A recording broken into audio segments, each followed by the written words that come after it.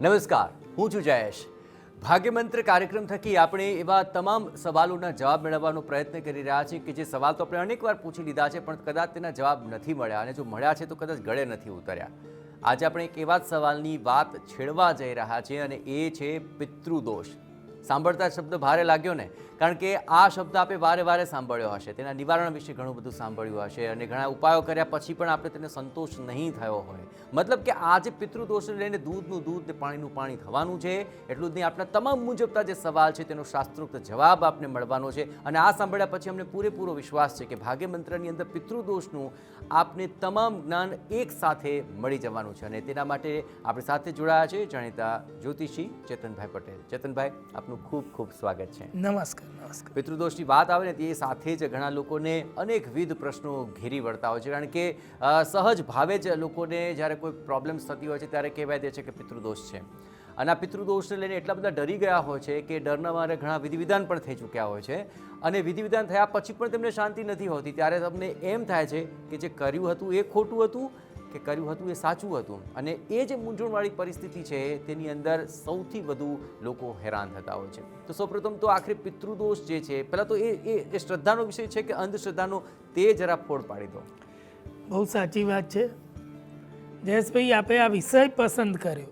સમાજમાં જાગૃતિ આવે, સાચું જાણવા મળે. હવે પહેલાં આપનો સવાલ છે કે પિતૃદોષ સાચું છે કે અંધશ્રદ્ધા છે, તો દરેક દર્શક મિત્રો આ વસ્તુ બિલકુલ જાણી લે કે પિતૃદોષ કુંડળીની અંદર હોવો ને એ અંધશ્રદ્ધા બિલકુલ નથી. એ આપણા શાસ્ત્રોમાં આપણા ઋષિમુનિઓએ જણાવ્યું છે. જ્યોતિષના મહાન ગ્રંથોમાં, જે આજકાલ લખેલા પુસ્તકોની આપણે અહીં ક્યાંય વાત પણ નથી કરી રહ્યા, જે ઓરિજિનલ મહાન ગ્રંથો છે તેમાં મહાન ઋષિમુનિઓએ આ સબ્જેક્ટ જણાવ્યો છે, અને બહુ બધું વિસ્તારથી એના વિશે લખ્યું છે. ચોક્કસ કુંડળીમાં પિતૃદોષ હોય છે. આવા દોષનું સ્થાન શાસ્ત્રમાં છે, જ્યોતિષના મહાન ગ્રંથોમાં તેને જણાવ્યો છે. તેને સમજવો જરૂરી છે, તેને માનવો જરૂરી છે.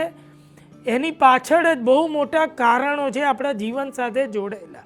એટલે પહેલાં એટલું નિશ્ચિત માની લો, આ કોઈ અંધશ્રદ્ધાનો વિષય નથી. પિતૃદોષ કુંડળીની અંદર શ્રદ્ધાનો વિષય છે, અને જેની અસરો છે માટે જ ઋષિમુનિઓએ જણાવ્યો છે, અને આપણે તેને માનવો પડે. બિલકુલ. હવે પિતૃદોષને લઈને ઘણા લોકોને ઘણી બધી એ મૂંઝવણ હોય છે કે અમને પિતૃદોષ હોય કેવી રીતે શકે.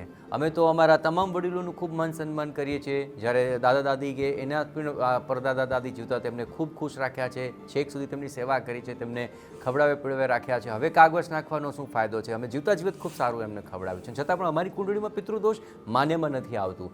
તો આખરે સૌપ્રથમ તો આખરે આ કુંડળીમાં પિતૃદોષ આવે કઈ રીતે, એ જરા શાસ્ત્રીય રીતે કુંડળીની દ્રષ્ટિએ જરા સમજાવી દો. બરાબર છે. હવે જન્મ કુંડળીમાં પિતૃદોષ કઈ રીતે આવે? એવું કહે છે કોઈ પણ બાળક જન્મે ને ત્યારે એની જે કુંડળી મુકાય, અને તેની અંદર અમુક લક્ષણો, અમુક ગ્રહો અમુક સ્થાનમાં બેસે ને ત્યારે તેને પિતૃદોષ કહેવાય છે. પણ આવે કેવી રીતે? શાસ્ત્ર એવું કહે છે કે આજ આપણા શાસ્ત્રની સત્યતા પ્રૂવ કરે. એવું કહે છે કે ભાઈ આપણા પૂર્વજો એટલે આપણા પિતૃઓ, માતૃઓ જે કોઈ પણ સદગત થઈ ગયા, તેમનું કોઈ કાર્ય, તેમનું કોઈ વિધિવિધાન, તેમનું કોઈ કાર્ય એટલે તેમનું કોઈ સરાવવાનું, તેમની પાછળની કોઈ વિધિ બાકી રહી ગઈ હોય, તેમનું એવું કહેવાય કે અગ્નિ સંસ્કાર જેવી વિધિ બરોબર ન થઈ હોય, ત્યારબાદના જે વિધિવિધાન હિન્દુ સંસ્કૃતિમાં, હિન્દુ ધર્મમાં જે બતાવ્યા છે તે બરોબર ના થયા હોય, અથવા કોઈ પિતૃની ઈચ્છા અધૂરી રહી ગઈ હોય, પિતૃ કે માતૃની કે એમને આ કાર્ય કરવું હતું અને તે અહીંથી આ વિશ્વમાંથી, આ જગતમાંથી તેમને જવું પડ્યું, અને એ કાર્ય અધૂરું રહી ગયું, ત્યારે પણ પિતૃદોષ ત્યારબાદના જે સંતાનો જન્મે તેમની કુંડળીમાં આવે છે. પિતૃઓની કોઈ ઈચ્છા અધૂરી છે માટે તે કાર્ય આવે છે.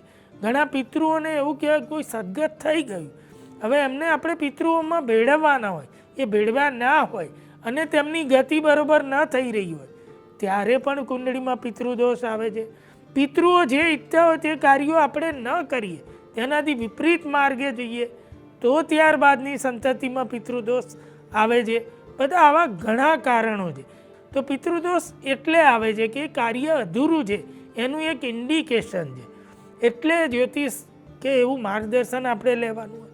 શાસ્ત્રમાં એટલે લખ્યું છે કે ભાઈ તમારી કુંડળીમાં છે તો તમારે જાણી લેવાનું. અહીંથી જ તમને કોઈ કહેવા નહીં આવે કે ભાઈ આ કાર્ય અધૂરું, પણ આ ઇન્ડિકેશન આવ્યું એટલે ઋષિમુનિએ લખ્યું છે. પિતૃદોષ એનું નામ આપ્યું છે કે તમારા પિતૃઓનું કોઈ કાર્ય અધૂરું છે. તમે જાગી જાઓ, જાણો, જાણવાની કોશિશ કરો અને એ પૂરું કરો. બિલકુલ. આ તમામ બાબતોને લઈને એક વાતની સ્પષ્ટતા એ પણ કરવી છે. ઘણીવાર જો કુંડળી બતાવવા છે, કોઈ સમસ્યાને લઈને કુંડળી બતાવવા જાય તો આખરે પિતૃદોષ છે એવું કહે, એટલે લોકો એના દાદાને યાદ કરે, પરદાદાને યાદ કરે, ત્યારબાદના તો કદાચ નામ પણ યાદ ના આવે.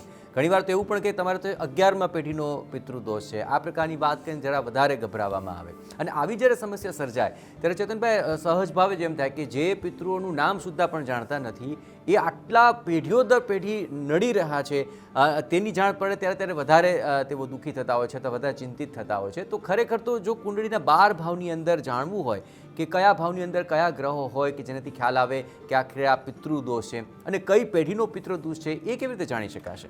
બહુ સાચી વસ્તુ છે. કુંડળીમાં જન્મ લગ્ન કુંડળી આપણે ખોલવાની છે. કુંડળી લઈએ હાથમાં એટલે તરત જ જન્મ લગ્ન કુંડળીમાં એટલું જોવાનું છે, જેની કુંડળીમાં બીજા ભાવમાં રાહુ લખેલો હોય, પહેલાં પછીનું જે બીજું ભાવ આવે તેને બીજો ભાવ કહેવાય. બીજા ભાવમાં રાહુ લખેલો હોય, છઠ્ઠા ભાવમાં રાહુ લખેલો હોય, 8મા ભાવમાં રાહુ લખેલો હોય કે 12મા ભાવમાં રાહુ લખેલો હોય, આ 4 સ્થાનમાં જેની પણ કુંડળીમાં રાહુ લખેલો હોય અથવા ઓનલી રા લખેલું હોય એને રાહુ સમજવાનું. તો સમજી લેવાનું કે પિતૃદોષ છે. જે આપણા શાસ્ત્રોમાં ઋષિમુનિઓએ જણાવ્યો છે તે આ એક જ રીત છે. શાસ્ત્રમાં ક્લિયર કહ્યું છે આ એક જ રીતે કુંડળીમાં પિતૃદોષ છતો થાય એટલે આપણને ખ્યાલ આવે છે. હવે બીજી વાત જે આપણે વાત કરી જયેશભાઈએ કે કુંડળીમાં એવું કઈ રીતે ખબર પડે કે આ પેઢીનો પિતૃદોષ છે, 10મી પેઢી, 5મી પેઢી, 11મી પેઢી, આવું કંઈ હોતું નથી. જે કહેવામાં આવે છે કે તમારી 7મી પેઢીનો છે, તમારી 11મી પેઢીનો છે, આ બધું વાતો મનગઢત અને હંબક છે. જ્યારે પિતૃદોષ માટે બહુ મોટા વિધિ વિધાન કરાવીએ ને ત્યારે બહુ મોટા સારા વિદ્વાન કર્મકાંડી બ્રાહ્મણ હોય છે ને એ તમારી સામે બધું છતું કરી દે છે અને તમને અહેસાસ કરાવે, અનુભવ કરાવે. અમુક એવી આપણે પણ એવી વાતો જણાવીશું કે તમે જાતે તમને એની અનુભવ થશે તો તમને ખ્યાલ આવે કે કેવો કોનો પિતૃદોષ છે. પણ અહીંયા કુંડળી ઉપરથી એટલી કેવળ ખબર પડી જાય પિતૃદોષ છે કે નહીં. બસ આટલું પહેલાં જાણવાનું છે. દોષ છે તો તેનું નિવારણ છે. જી બિલકુલ. આપે આ એક સરળ બાબત જણાવી દીધી. એટલે કે કોઈ પણ ઘરે બેસીને પણ જો પોતાની કુંડળી હાથમાં લે તો આખરે બીજે, છઠ્ઠે, 8મી ને 12મે રાહુ જોશે તો તેમને આખરે આ પિતૃદોષની ખબર પડી જશે. પરંતુ આમ છતાં પણ ઘણા લોકો અન્ય આ 4 ભાવ સિવાય અન્ય ભાવની અંદર પણ જો રાહુ હોય તો પણ પિતૃદોષ હોય છે તેવું કહેતા હોય છે. તો આખરે તેમાં જે આખરે ભ્રમણા ઊભી થઈ રહી છે તેને લઈને શું કહેશો? અન્ય ભાવોમાં રાહુ હોય, અન્ય ગ્રહો જોડે રાહુ હોય અને છતાં પણ આપણને જો એવું કહેવામાં આવતું હોય કે તમારે પિતૃદોષ થયેલો છે તો તે મિથ્યા વાત છે. તે અંધશ્રદ્ધાનો વિષય છે, તે શાસ્ત્રનો વિષય નથી, બિલકુલ અશાસ્ત્રીય બાબત છે. એટલે એને મનાય નહીં. કોઈ મોટી ચેલેન્જ પણ કરે ને ગમે તેટલી તો મારી પાસે લઈ આવો, શાસ્ત્રના આપણે પુરાવા આપીશું કે આ એક જ રીત બતાવી છે. અન્ય કોઈ જ રીત શાસ્ત્રમાં નથી, કોઈ જ ગ્રંથમાં નથી. ઉપજાવી કાઢેલી વાતને મનાય નહીં. કોઈ અંધશ્રદ્ધા ફેલાવે આપણે તેમાં જવું એ બિલકુલ જરૂરી નહીં. સત્ય કેવળ આ જ છે. બીજે, છઠ્ઠે, 8મે ને 12મે જો રાહુ કુંડળીમાં છે તો જ પિતૃદોષ થાય એવું આપણા ઋષિમુનિઓ ગ્રંથમાં લખે છે. એ ઋષિમુનિઓથી મોટા આજકાલના કોઈ વિદ્વાન ન હોઈ શકે એટલે એને મનાય પણ નહીં. બિલકુલ. ઘણા લોકો ઘણી બધી વાતો કરતા હોય છે તેને લઈને પિતૃદોષને લઈને આશંકા સેવતા હોય છે. હમણાંથી અમારા ઘરે આગળ કાગડા બહુ બોલે છે, અમારી છોકરીના લગ્ન નથી થતા, મારા દીકરાને ત્યાં એક પછી એક છોકરીઓ જ આવે છે, છોકરો ભણવામાં હોશિયાર નથી, પડવા બગડવાના કિસ્સા વધુ બને છે. એટલું જ નહીં, ઘણાને તો પ્રેતના સ્વપ્ન પણ આવે છે અને તેને લઈને આખરે પરેશાન થયા બાદ પિતૃદોષ જણાવતા હોય છે. શું આ બધા સંકેત છે કે પછી આ બધા સંકેતો બાદ પિતૃદોષનું નિવારણ કરવું જોઈએ કે પછી આ તમામ બાબતો જે જણાવી રહ્યા છે તેમાં કોઈ તથ્ય નથી? હવે જે આપણે વાત કરીએ કે પિતૃદોષના સંકેત હોય, પિતૃદોષ હોય કુંડળીમાં અને વર્ષો સુધી કોઈને ખ્યાલ ના આવે, કારણ કે સાચું જાણવા ના મળ્યું. ઘણા એવા મિત્રો મારી પાસે આવે છે, એમના જીવનમાં બને છે અમુક ઘટનાઓ, અમુક વસ્તુઓ બને છે, તો મને કુંડળી જોયા પહેલાં ખબર પડી જાય કે આવું જીવનમાં બને છે તો પિતૃદોષ હશે. કેટલા બધા લોકો હજુ એવા પણ હશે કે આજે આ સાંભળ્યું હશે ને અને હવે આગળ સાંભળશે તો પણ એમને ખ્યાલ આવી જશે કે ભાઈ મારી કુંડળીમાં પિતૃદોષ હશે. સંકેતોની આપણે વાત કરીએ કે ભાઈ આવા સંકેતો તો કેવળ દીકરીઓ જન્મ લે એ કોઈ પિતૃદોષનું સંકેત નથી. સંતતિમાં બાધા આવી એ અચૂક પિતૃદોષનું સંકેત હોઈ શકે કે સંતાન થવામાં રૂકાવટ આવે, બાધા આવે, કોઈને કોઈ કારણે કસુવાવડ થાય, કોઈને કોઈ કારણે અન્ય માદગી આવે, પ્રોબ્લેમ થાય કે માતા પિતાને પ્રોબ્લેમ થાય, આવું લોકોના જીવનમાં બને છે. જીવન સુધીના સંકટો આવી જાય, આવું પણ બને છે. એ એક પિતૃદોષનું લક્ષણ ગ્રંથોમાં જણાવ્યું છે, લોકોના જીવનમાં અનુભવમાં પણ આવ્યું કે એવા લક્ષણો આપણે માની શકીએ, પરંતુ કેવળ દીકરીઓ હોય એ કંઈ પિતૃદોષનું કોઈ બિલકુલ લક્ષણ નથી. અન્ય એવી આપણે વાત કરીએ ભાઈ બીજા કેવા લક્ષણ હોય તો કે એવું કહે છે કે ભાઈ એકાએક તમને મુશ્કેલીઓ આવે, સમજો કે તમે જીવનમાં અનુભવી ના હોય, જે કાર્યમાં તમે જોડ્યા ના એના રિલેટેડ પણ મુશ્કેલીઓ આવે, ત્યારે તમારે સમજવાનું કે કંઈક છે. કુંડળીમાં પિતૃદોષ જન્મથી આવ્યો પણ અમુક એવા સંકેતો મળે કે તકલીફો ઊભી થાય. બીજું એવું કહેવાય છે કે ભાઈ આપણે એવું કહીએ કોઈ કાર્ય કરતાઓને રૂકાવટો આવી જાય, સમસ્યાઓ આવી જાય, વારે ઘડીએ કાર્ય નિર્થક નીવડી જાય, આવું બને. એ પણ એક પ્રકારનું લક્ષણ છે.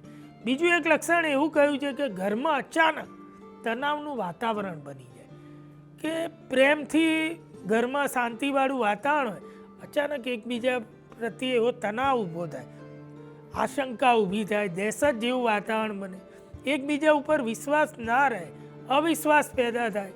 આવું બધું જ્યારે જીવનમાં બને છે ને તો એવું કુંડળી જોવાની જરૂર નથી, એમ ખ્યાલ આવે કે જો અચાનક આવું બને છે તો કોઈક કારણ છે. આવી રીતે કુંડળીમાં પિતૃદોષ હોય તો પણ જીવનમાં બહુ બધા આવા સંકેતો છે કે જે આપણને જણાવે છે. આગળ આપણે તેની પણ ડિટેલમાં પૂરી ચર્ચા કરીશું. જી, ઘણા લોકો આખરે આ તમામ બાબતોને એટલા બધા ડરી ગયા હોય છે કે સમસ્યાઓ તો હોય છે, એમાં પણ જો કોઈ એમ કહી દે કે પિતૃદોષ છે તો ઓર ચિંતિત થઈ જાય છે અને ત્યારબાદ તેઓ એટલા રઘવાયા બની જાય છે કે શું કરવું શું ન કરવું તેને લઈને તેમને ચિંતા થતી હોય છે. અને ઘણીવાર તો ઘણા લોકોને એ જ પ્રશ્ન થતો હોય છે કે એકવાર પિતૃદોષ લાગી ગયો એટલે આ તો પેઢી દર પેઢી આવશે. તો શું પિતૃદોષ કંઈ વારસાગત હોય છે? બહુ સાચી વાત છે, આ પણ જાણવાનું છે. હવે પિતૃદોષ ક્યારેય વારસાગત હોતો નથી. ધારો કે કોઈ એક કુંડળીમાં આવ્યો, અત્યારે હયાત જેટલા છે એમાંથી કોઈ એક કુંડળીમાં આવ્યો કે 2 જણમાં આવ્યો અને માનો કે તેનું વિધિ વિધાન થઈ ચૂક્યું, તો પાછળ જે પેઢીઓ જન્મ લે એમાં ના પણ આવે એવું જરૂરી બિલકુલ નથી કે ભાઈ બીજામાં આવે પણ નિરાકરણ ન થાય તો આગળ પેઢીમાં કોઈ એકને આવી શકે, કોઈ 2ને આવે કે અન્ય કોઈને આવે, અથવા એક પેઢી જાય અને બીજી પેઢીને પણ આવે. એટલે કેવળ એવું નથી કે આ વારસાગત છે કે ભાઈ દાદા ન હતો, પિતા ન હતો અને પછી છોકરાઓને આવે, આવું બિલકુલ નથી. નિરાકરણ ન થાય તો પેઢીમાં આગળ આવી શકે છે, પણ વારસાગત પિતૃદોષ એવું કંઈ કુંડળીમાં હોતું નથી અને એવું કોઈ શાસ્ત્રમાં જણાવ્યું પણ નથી. એટલે એવી કોઈ અંધશ્રદ્ધામાં ના માનવું કે ભાઈ પિતૃદોષ એકવાર આવી ગયો એટલે આપણી પેઢીમાં તો હવે આયા જ કરે, આવું પણ લોકો માની લેતા હોય. આ પણ અંધશ્રદ્ધા છે. આવું કશું જ હોતું નથી. તેનું નિવારણ થઈ જાય એટલે કુંડળીમાં તો એનો એ જ રાહુ રહે, પરંતુ તે ક્યારેય અશુભ બનતો નથી અને ત્યારે ક્યારેય કંઈ એનાથી અશુભ થતું નથી. એટલે એનું નિવારણ થાય એટલે તમને જણાવ્યું છે. ઋષિમુનિ એટલે કહે છે કે ભાઈ તમારી કુંડળીમાં છે એટલે તમારે જાગવું પડે, તમારે જાણવું પડે કે ભાઈ તમારા કોઈ પિતૃઓની કંઈ અધૂરી વસ્તુ રહી ગઈ છે તમે એનું નિવારણ કરો, એ એનો સંકેત છે કેવળ માત્ર. આજ સુધી તો અમારા કુટુંબના કોઈ સભ્યની અંદર પિતૃદોષ નહોતો, તો પછી આખરે આ પિતૃદોષ અમારી કુંડળીમાં આવ્યું ક્યાંથી? અમારે ત્યાં ઘણા બધા સંતાનો છે, એક સંતાનમાં પિતૃદોષ નથી તો બીજા સંતાનની અંદર પિતૃદોષ કેવી રીતે આવ્યો? ઘરના ઘણા બધા સભ્યો છે અને કોઈ એક વ્યક્તિને પણ જો પિતૃદોષ છે તો શું બધાને ભોગવવું પડે? આ સવાલો પણ વારંવાર આવી રહ્યા છે. તો આ તબક્કે આખરે પિતૃદોષને લઈને એ તમામ લોકોની શંકાનું કઈ રીતે સમાધાન કરીશું? સાચી વાત છે, આ પણ જયેશભાઈ જાણવાની બાબત છે. અત્યાર સુધી નહોતો અને અચાનક ઘરમાં એક સંતાનની કુંડળીમાં આવ્યો, અન્ય કોઈની કુંડળીમાં નથી આવ્યો, તો આ શું ઇન્ડિકેટ કરે?